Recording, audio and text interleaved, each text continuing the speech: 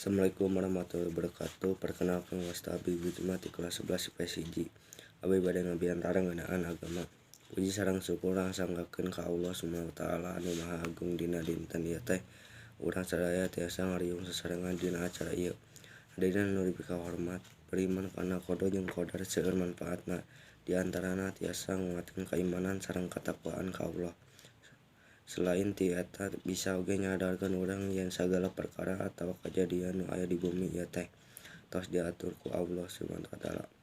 Matak ayeuna qada jeung qadar ieu teh bisa numbuhkeun kateguhan hate sareng kasabaran urang salila urang hirup di dunia.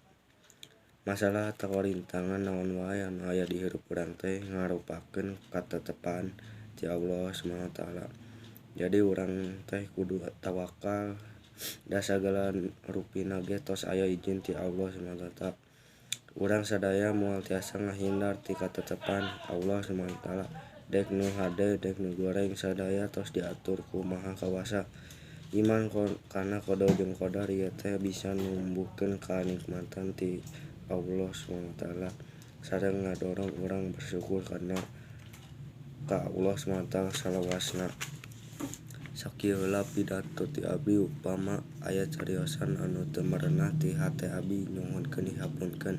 Wassalamualaikum warahmatullahi wabarakatuh.